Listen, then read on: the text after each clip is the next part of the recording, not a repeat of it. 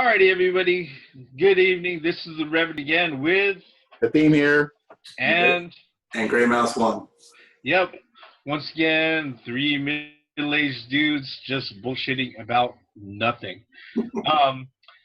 This weekend in the geek world was actually kind of uneventful, unless you paid attention to certain releases and certain trailers. I'm not sure if we're even going to be able to get all of them today, but there was quite a few interesting things that were going on inside the video game world. One of the things that wasn't exactly new to this week, but had come to our attention was that the Coleco Chameleon not only hit its crowd, not only did it hit a stage where it started crowdfunding, but it pretty much left the building and retreated from the crowdfunding scene almost as quickly as it pretty much entered the arena.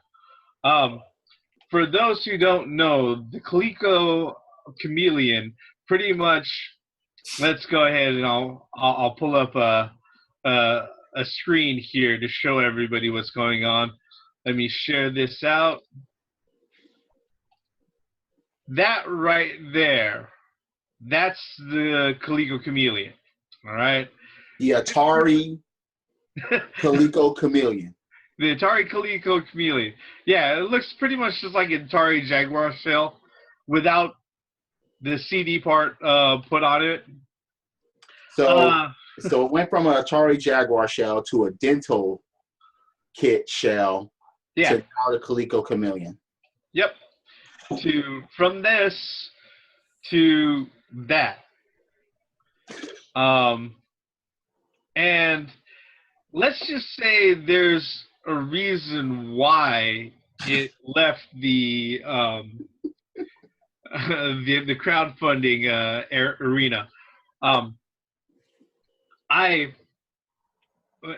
The system as it was put forward is pretty much it's a clone system, all right? Multiple systems. It's going to clone a lot of hardware.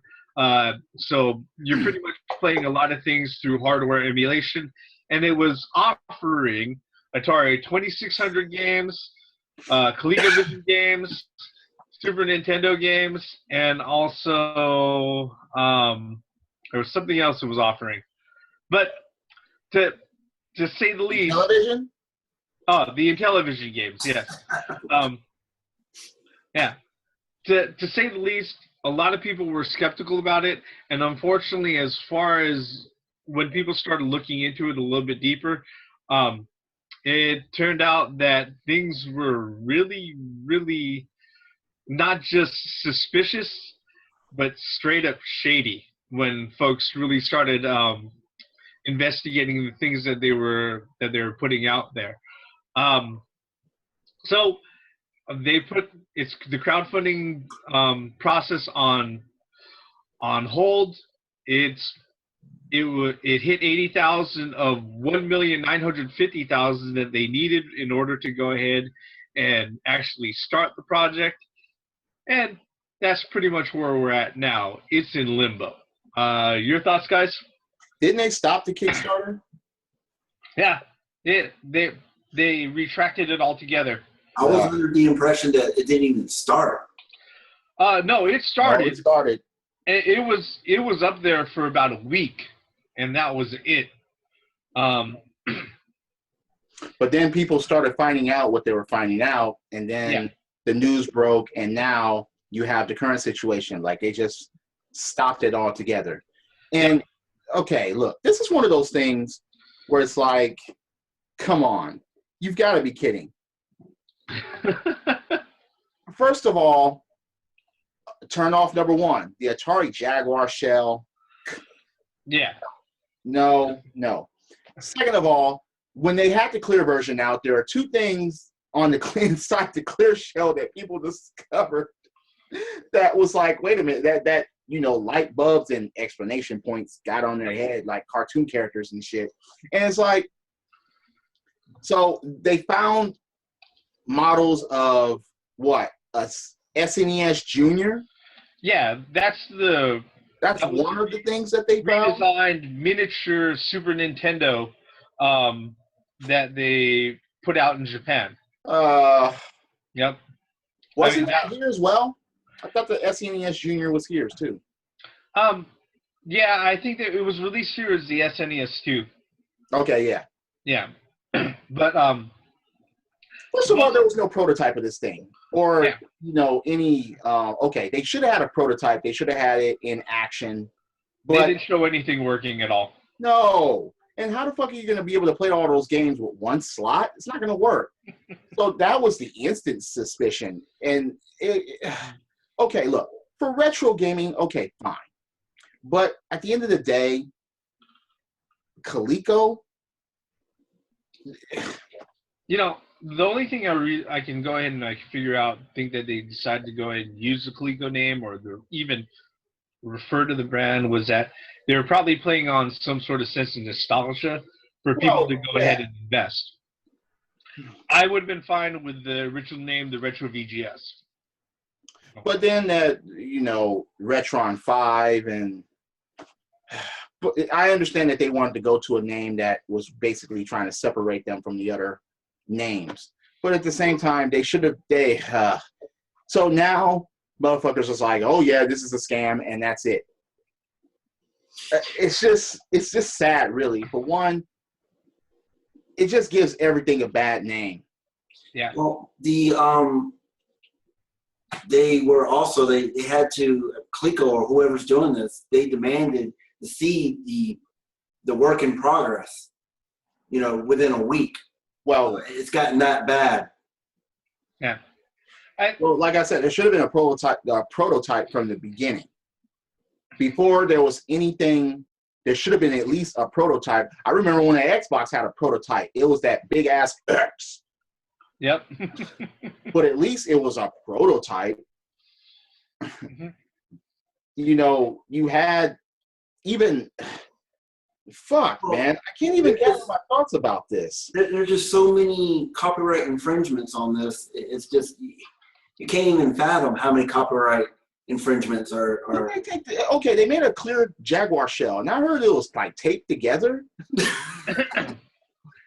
Well, here's the thing about the hardware patents and stuff like that, is that there's pretty much a period of immunity. I think it's 7 or 11 years that once you go ahead and patent hardware and you actually sell it on the market, that nobody can come in and basically go out of their way to reverse engineer it or try to build a version of it so that they can put it out on the market for themselves. How the fuck can you reverse engineer something that was never engineered? Well, the thing about the retro systems, and the reason why a lot of the clone systems like the Retron 3, the Retron 5, and a whole bunch of those things actually exist now is because that old hardware is now considered a legacy. So basically it's after the point on the patent and everything else where they can go out of their way, they could take the actual hardware itself, the components out of those particular things, they could reverse engineer it, they can try to build their own version and everything else. And that's how those particular clones go ahead and do their business. It's just funny how they didn't try to even be smart about this and try to spread things around. They had to have a clear shell. They couldn't take a PSP apart and spread all that shit around and connect it to that would have been more worthy than what they just tried. I think what the Reverend brought up was a good point, was that they were trying to rely on nostalgia. Well, that's what a Retron system is supposed to do. Yeah, but they were. The problem with the guys who were working on the Chameleon was that they put it out there. They're probably trying to go ahead and market this out to God knows how many different manufacturers, and they probably couldn't get any sort of money. Yeah. So just like a lot of other budding engineers and creators, they were like, there's always crowdfunding. So they went ahead and they went toward crowdfunding. Unfortunately, it looks like at the point that they did all of that, they never had a working prototype in place. Well, what So, amazes me is that they had $80,000 already. How many backers did they have? That blows my mind. Why would you back up something that you have no proof People works? was so drawn into the idea. yeah. I mean, let's face it. You have the Retron 5 that has its problems. This could have been a nice alternative. Yeah. And that and the fact that you've got lots of instances where people actually had something working, a prototype, whether or not it's a book, a movie, a product. They go ahead, they set it up on Kickstarter or Indiegogo. They get a lot of funds, and then the final thing that comes out is crap or completely never even completed. It needs to start keeping. I was about to say the same thing. You know, so when it comes to the whole Kickstarter thing or the crowdfunding thing, there's really no guarantee at all that if you decide to go ahead and pledge, that anything is going to come out. And if it does come out, that's actually going to be anywhere near what they said it was going to be. So what are they going to do? Refund all that $80,000 to all the backers? No. That Well, money gone? What's up? with the way that Kickstarter works is that if you don't hit a Kickstarter goal, whatever initial kickstarting goal, that's your launching point. All of those funds go back to whoever's pledged. What Kickstarter does themselves is that they act as an intermediary. They hold the funds, and they're like, okay, these guys got enough things to go ahead and actually start their project. We're going to go ahead and release these funds out. They can start doing whatever the heck they want to do. All right. If they never get there, guess what? Those funds go back to whoever's backed it. Those people who donated their 80,000 that pledged that much, thankfully they got their money back. Well, they said it was through Indiegogo. I'm not sure how Indiegogo works.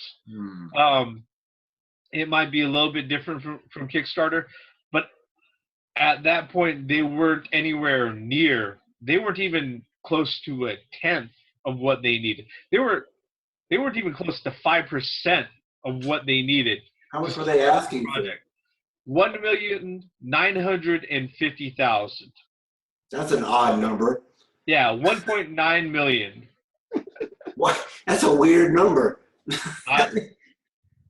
It's what they asked for. So I really don't know what that was going to cover. Yep. So They're buying the rest of the Jaguars that existed, and fucking tearing them down and putting SNES or CPU boards or whatever the fuck they were putting in them. Yeah. The way I see it, I hope it never sees the light of day. Well, it's not going to. I really hope it doesn't see the light of day. Not at It's this a slap in the face. It really is. Hey, now wait a minute. If they're gonna go after shit like this, then it's like,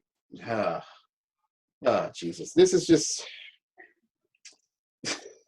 It's just the fact that so many mistakes were made with this. I mean, when the initial story broke and I took a look at it, I was like, oh, no. But the Coleco Chameleon, I was like, does anyone, okay, for retro collectors, for retro gamers, I can understand, but was anyone looking for a Coleco Vision? Most of the other systems either have like retro consoles already, like the flashbacks, and television has that. The Coleco Vision already has that. Yep. The 2600, I mean, the 2600 SNES, you can actually still go get those consoles to this day, or you can modify a video game system and put that shit on there. But I just don't see. I'm just asking, did people see value? Well, apparently they did. I mean, $80,000 was pledged. Well, but it's like, okay, by who? Motherfuckers in South America that were just like, oh yeah, we want this again. Yeah, quite possibly. Against people in South America, I'm just asking a question. I mean, they're still publishing Dreamcast and Sega Genesis games down there. Actually, the Master System is still going. Yeah. They're in love with Sega. So, I mean, Here's the thing with a lot of the retro systems, and I know this from first-hand experience, is that if you have an old system and you have a new TV, unfortunately, getting that old system to look correct on a new TV is quite a lot of work. All right. Even with a Retron system, it's like that. Yeah, and that's where the appeal and attractiveness of those particular systems have to come up, because then you have a console that's set to be connected up to a newer display, and you don't have to worry about, oh, do I need a scaler? If I do scale this, is it going to cause lag that's going to make the system unplayable? Because there are a lot of games on all the 16-bit and back systems that if you go ahead and you're playing it on a modern TV and it's not one of the ones that actually has an S video port on it, it's like good luck, you know. Yeah. If you hook it up to a converter, a scaler that goes to HDMI, you know, good luck being able to play that without such a huge amount of lag that you're gonna feel like everything that you're putting in is coming in slow motion, or basically everything controls like Mortal Kombat on the Super Nintendo. You know. No. Hey, I remember pressing all the buttons down and holding the shoulders down, watching high punch, low punch, high kick, low kick, and then block them out. Because that was the amount of delay on the buttons. So I remember high school having an argument about the Super Nintendo version of that game and the Genesis version of that game. And because I didn't have the Super Nintendo version. I rented it and I was like, oh God, this is awful. So motherfuckers from the Genesis fanboy conundrum, they were like, we have blood, and I was like, all right, fine. And I was just like, please don't mention the control. Please don't mention the control. Please don't mention the control. All that was going through my head, and I'm just like, if they would have mentioned control, no matter what I said, I would have lost. That would have been it. That would have been it. I was like, all right, fine. That's a more concrete argument. That was real fanboy wars, by the way. We argued about what shit was actually better than the other. Yeah.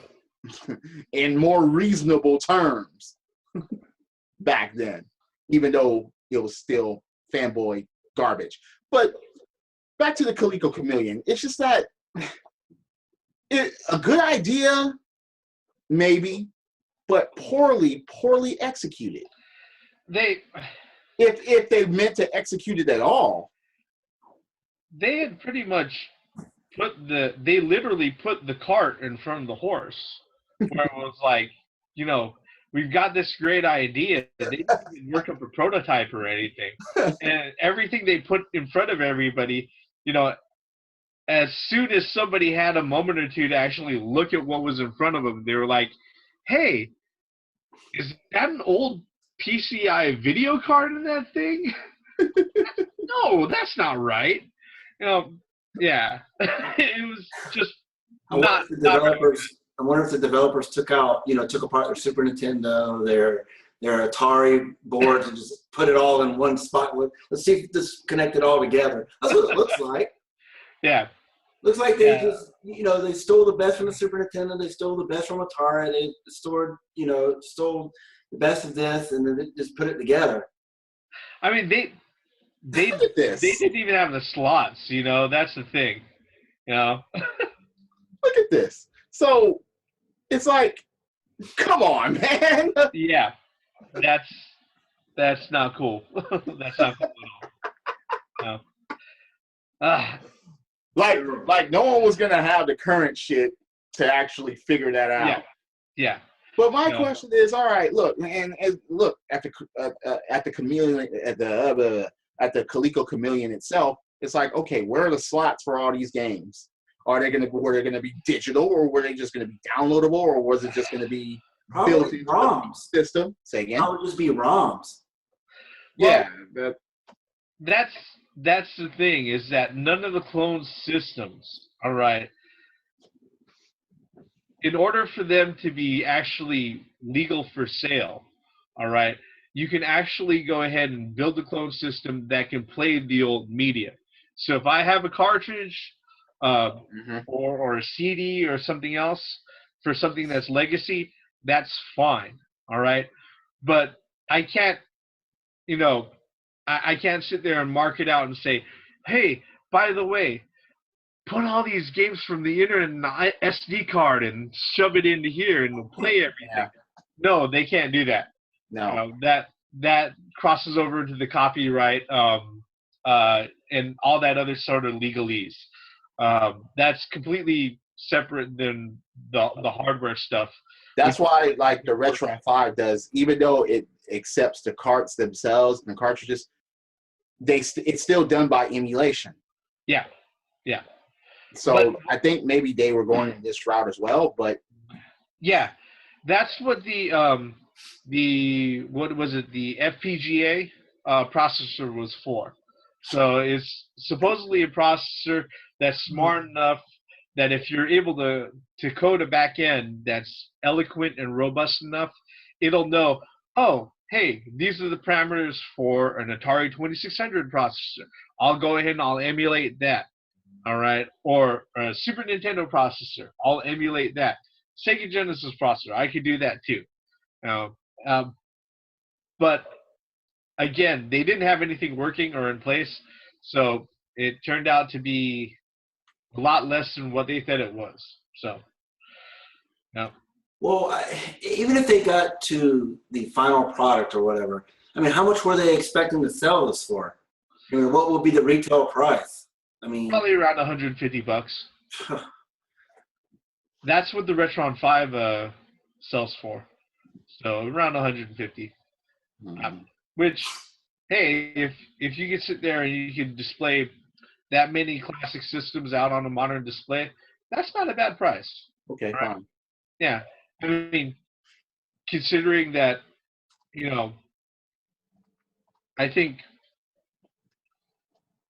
this is more than that. So, yeah, that cost me more than $150. So what's the lesson here? I think the lesson here for a lot of people is that just like anything else is actually out there on any of the crowdfunding sites, like whether it be Kickstarter or Indiegogo, if people start making noise about it, especially the folks that sit there and say, this is a little bit too good to be true and this doesn't sound like something that's actually worthwhile, it's actually worth it to give them a second of your time and see what they're offering up. Because otherwise, who knows? The thing, what would have happened with this was that if people went ahead and actually met that 1.9 million goal, they would have started their work, but God knows when it would have actually came out. Mm-hmm. It could have been, they could have said 2 or 3 years, but in reality, it probably would have been like 5, 7, 10. Yeah, exactly. Yeah. So in that case, it's like, well, yeah, I gave the guy $150, and I got nothing to show for it. What you thought? You think it would have been like Mighty Number 9? No, more like Oculus Rift.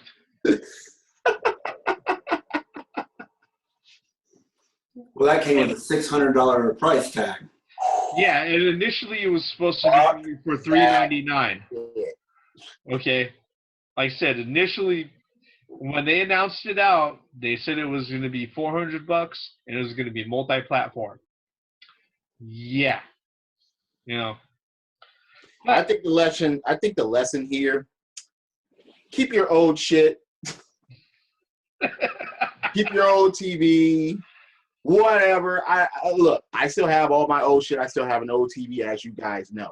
Exactly. There's my CRT right there. Exactly. I have one over there, and it's like I still play my shit on it. Oh God, why? Because it still works, and it's still compatible to it, and it looks better on those TVs. That's what it was meant for. And plus, I can shoot ducks still. So that would have been another question. I'm like, okay, wait, was the Super Scope 6 going to be compatible with the Super Nintendo? Fuck no, because it would have been no. Yeah, no, it wouldn't have. It would have been. What about you, Gray Mouse? What do you think of the situation? 2 thumbs down. 2 thumbs down. Alrighty. With that, that's basically what our collective thoughts on the Coleco bottle of snake oil. It's just garbage. That's all. I don't think we said anything that anyone hasn't already inputted already on. Yeah. It's just one of those insert coin, try again things, man. Try again, my ass. Fuck that. No, I want my 25 cents back.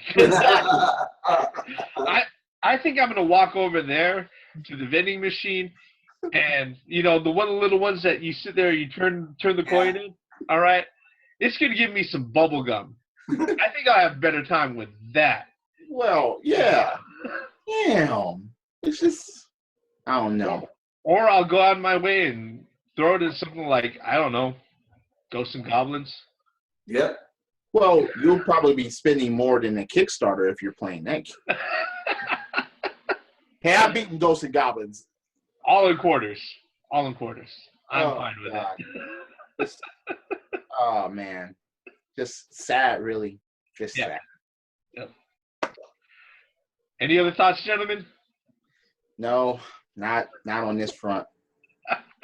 So that's pretty much our thoughts on the Coleco Chameleon, or Coleco Vision bottle of snake oil that they were trying to sell to everybody.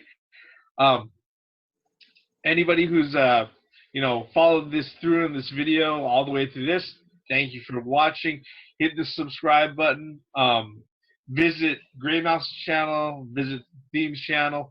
Go ahead and do what you want. Leave comments. Tell us if this was boring or not. I don't know. All right. We're going to go ahead and we're going to sign out right here. Check for the next video coming up in just a little bit. This is the Reverend. The Theme here. And Gray Mouse 1. Once again, for the benefits of common sense, logic, and gaming, we're signing out. Credits.